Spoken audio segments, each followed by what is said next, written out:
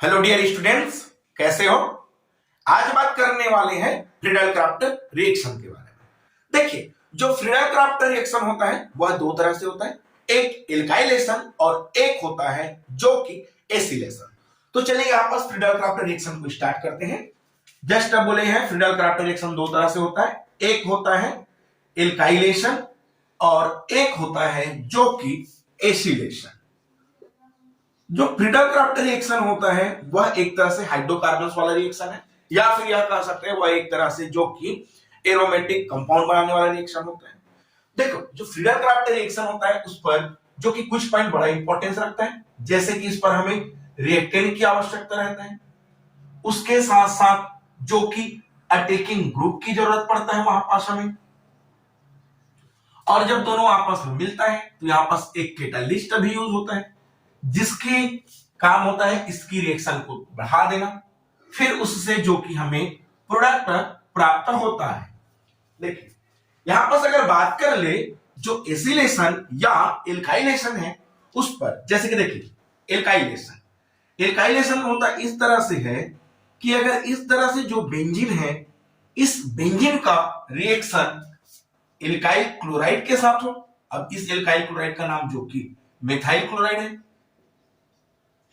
और यह दोनों आपस में जो कि एनहाइड्रस एल्युमिनियम क्लोराइड की उपस्थिति में क्रिया कर ले, तब यह जो कि इस तरह से जो टालविन होता है वह प्रोडक्ट टालविन देता है। तो यह एक तरह से एल्काइलेशन है। क्या कहें, जब बेंजीन का रिएक्शन मेथिल क्लोराइड के साथ एल्युमिनियम एनहाइड्रस या एल्युमिनियम क्लोराइड एनहाइड्रस की उपस्थिति में जो कि टोल्यूइन देता है।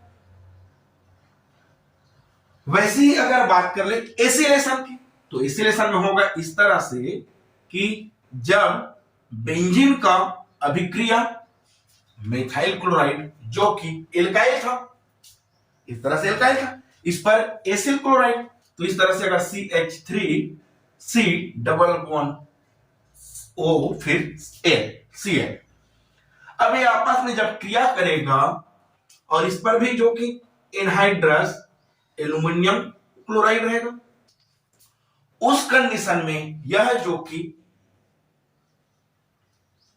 यहां से जो कार्बन पर ऑक्सीजन डबल बॉन्ड और Cl की जगह में यहां पास CH3 जो कि लग जाता है, तब इस तरह से जो प्रोडक्ट होता है इसे जो कि एसिटोफिनॉल कहा जाता है। तब यहां पर जो कि एसिटोफिनॉल प्रोडक्ट देता है। देखिए, एसाइलेशन बेंजीन का रिएक्शन अगर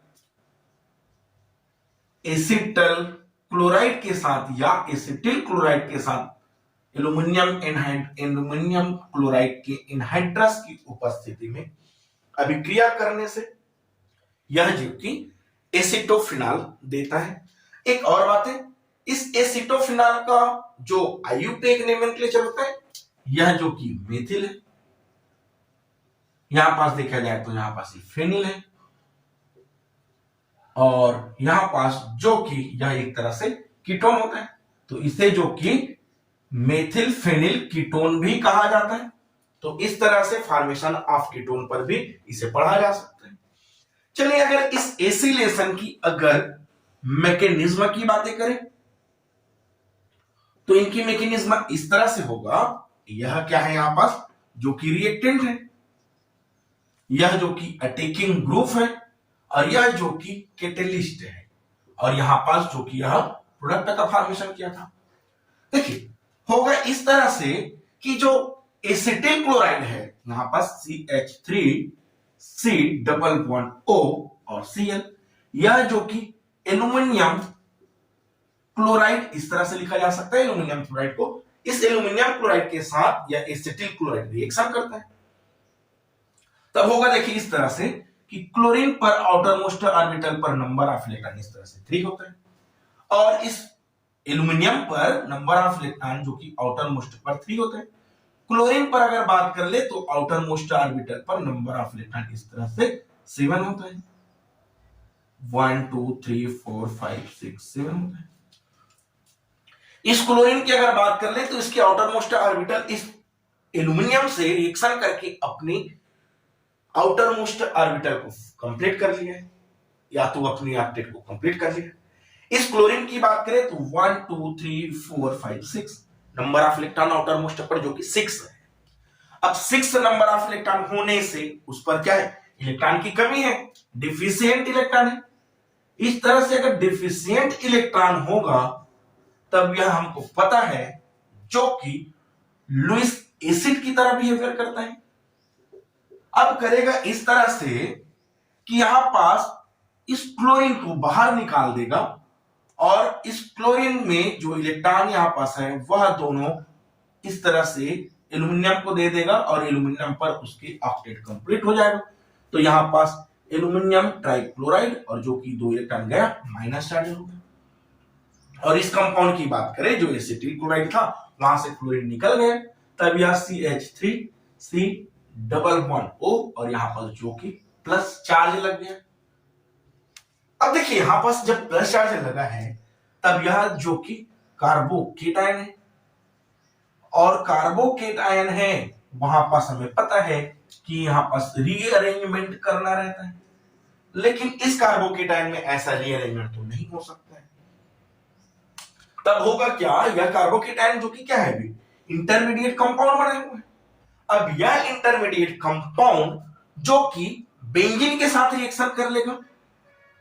बेंजीन के साथ कैसे रिएक्शन करेगा, देखिए इस तरह से जो बेंजीन है और इस बेंजीन के साथ कार्बन पर प्लस चार्ज है, डबल बॉन्ड ऑक्सीजन और यहां से जो कि CH3 है। यह जो कार्बोकेटायन है इस बेंजीन के न्यूक्लियस पर अटैक करेगा। अब इस बेंजीन के न्यूक्लियस पर अटैक किया तब यह इस तरह से बना लिया। यहां पर जब आया तो न्यूक्लियस पर आ गया, तो न्यूक्लियस पर आ गया प्लस चार्ज और यहां पास C+1O और यहां पर CH3। एक और बात है, आखिर जिस कार्बन पर इस कार्बोकेटायन का अटैक हुआ है उस पर भी तो हाइड्रोजन है, तो उस हाइड्रोजन को इस तरह से लिख दें। अब होगा इस तरह से कि अगर इस कंपाउंड के साथ फिर से इसकी जो कि एरोमेटिसिटी जो कि खत्म हो चुका है, तब इसे स्टेबल करने के लिए जो एल्यूमिनियम टेट्राक्लोराइड यहां पर बना था माइनस आयन के साथ, इस एल्यूमिनियम टेट्राक्लोराइड के साथ यह हाइड्रोजन रिएक्शन कर लेगा और जो कि इस जगह में चले जाएगा। तब यहां से जो कि प्लस चार्ज नाभिक पर है वह बिगड़ जाएगा। तो इस तरह से इसकी एरोमेटिसिटी आ जाता है और इस कार्बन के साथ डबल बॉन्ड O और इस तरह से फिर से CH3 आ जाता है। तब यह कंपाउंड यहां पास एसिटोफिनॉल का फॉर्मेशन कर लेता है, एसिटोफिनॉल। तो इस तरह से एसाइलेशन की यह जो कि मैकेनिज्म होता है। अगर बात कर ले इस एसाइलेशन की बजाय इस एल्काइलेशन की, तो एल्काइलेशन पर जो रिएक्शन होता है वह जो कि सिंपल मैकेनिज्म जो देगा, वह कार्बन की जो संख्या है वह अगर 1 2 या 3 रहे तब उस कंडीशन पर यह जो कि सिंपल सा मैकेनिज्म देगा। और अगर कार्बन की संख्या 3 हो या 3 से जस्ट ज्यादा हो तब वहां पर जो कार्बोकेटायन बनने वाला रहेगा वह जो कि थोड़ा चेंज हो जाएगा। देखिए इस तरह से अगर बात कर ले इस बेंजीन की कि अगर इस एल्काइलेशन में यह बेंजीन का रिएक्शन CH3 CH2 CH2 और यह जो कि Br है, इसे इस तरह से बोल सकते हैं N ब्रोमो और इसे प्रोपाइल भी कहा जा सकता है। और यह जो कि क्या है, बेंजीन है। और इस बेंजीन का N ब्रोमो प्रोपाइल के साथ एनहाइड्रस एल्यूमिनियम क्लोराइड की उपस्थिति में अभिक्रिया कर ले, तब यह प्रोडक्ट जो कि इस तरह से CH2 और यहां पर CH3 देता है, या फिर यह प्रोडक्ट इस तरह से जो कि CH2 यहां से हट जाएगा और यहां पर CH3 और यहां पर फिर से CH3 इस तरह से देता है। अगर बात कर ले इसको तो इसको जो कि क्यूमेन कहा जाता है, या फिर इसे बोल सकते हैं आइसोप्रोपाइल बेंजीन है। देखिए इनमें अगर बात कर ले तो यह जो कि माइनर प्रोडक्ट होता है और यह जो कि मेजर प्रोडक्ट होता है। मेजर प्रोडक्ट का मतलब यह प्रोडक्ट यही जो है क्यूमेन जिसे आइसोप्रोपाइल बेंजीन कहा जाता है, यही यहां पर फॉर्मेशन करेगा। तो होता इस तरह से है, इनकी मैकेनिज्म में ही इनका खेल है। तो इनकी अगर मैकेनिज्म को देखे तो सबसे पहले यहां पास एन ब्रोमो ब्यूटाइल है, या फिर बोल सकते हैं एन ब्रोमो जो प्रोपाइल है, CH3 CH2 CH2 और यहां पास जो Br है। यह करेगा क्या, सेम जो कि एल्यूमिनियम ट्राइक्लोराइड के साथ अभिक्रिया किया। अब एल्यूमिनियम ट्राइक्लोराइड के साथ अभिक्रिया किया तो ब्रोमाइड जो कि एल्यूमिनियम ट्राइक्लोराइड को दे दिया। तो यहां पास माइनस चार्ज है, एल्यूमिनियम क्या हुआ, एल्यूमिनियम 3 और यहां पास Br माइनस चार्ज है। अब जो कंपाउंड बना है इस तरह से CH3 CH2 CH2, यह जो कि कार्बोकेटाइन बना लिया। अब हमें पता है भैया कि जहां पास कार्बोकेटाइन पाया जाता है, क्या बोले थे, कार्बोकेट आयन जहां वहां जो कि रीअरेंजमेंट भी होता है। अब रीअरेंजमेंट करके देखिए आपस, अगर इस तरह से जो कार्बोकेट आयन है, इस कार्बोकेट आयन को लिख दे CH3 CH2 CH2 plus charge, अगर इसको इस तरह से लिख दे तो यह तो कोई दिक्कत है ही नहीं।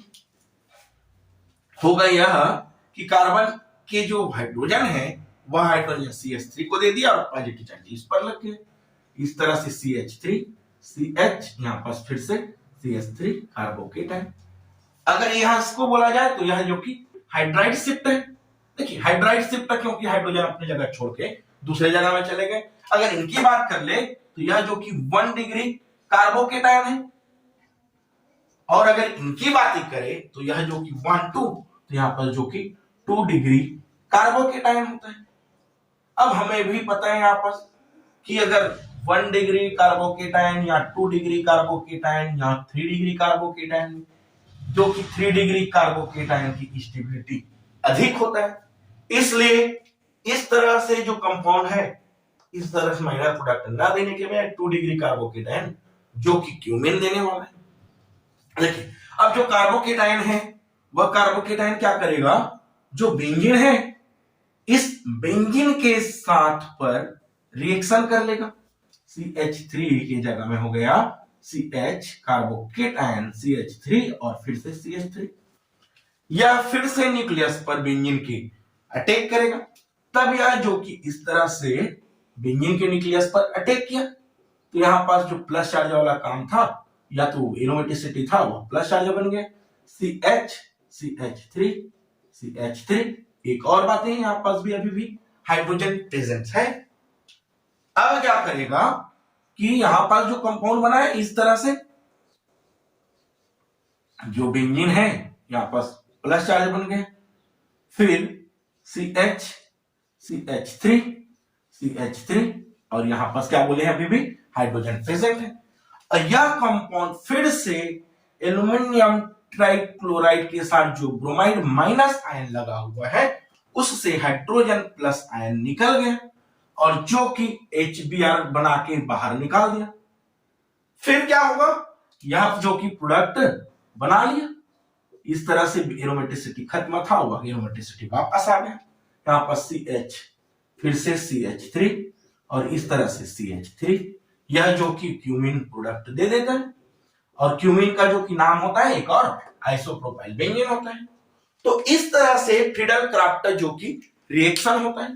देखिए फ्रीडल क्राफ्ट रिएक्शन जो कि बहुत ही सरल रिएक्शन होता है, लेकिन इस पर जो कार्बोकेट आयन बनता है वह कार्बोकेट आयन जो प्रोडक्ट होता है उसे माइनर और मेजर बना देता है, क्योंकि जहां कार्बोकेट आयन आता है वहां पास रीअरेंजमेंट स्टार्ट हो जाता है, जिसकी वजह से उसकी प्रोडक्ट भी जो कि चेंज हो जाता है। तो इस तरह से यार जो कि फिडेल क्राफ्ट एरिक्सन रहा। अगर आपको हमारी वीडियो पसंद आया हो तो वीडियो को लाइक करें, चैनल को सब्सक्राइब करें और शेयर करें। Thank you.